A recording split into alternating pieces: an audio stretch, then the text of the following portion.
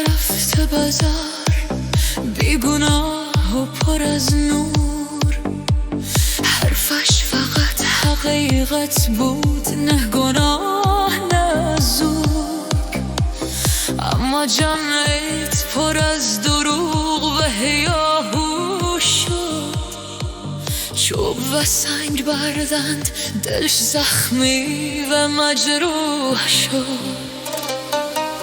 پرد شد زدندش، زیر گرفتند با سنگ و چوب، سوزاندندش رودخانه بر دنیا شد نور. فقط برای سکوت کردن، فقط برای بسته شدن دهن.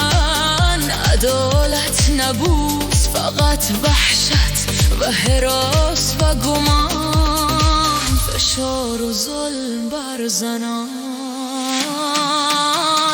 فرخنده به حقش نرسید، عدالت دروغ بود.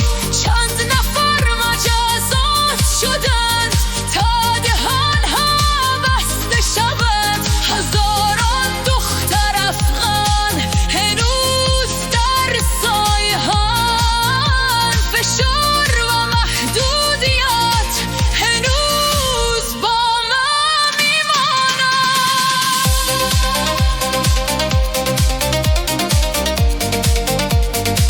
امید و مقاومت،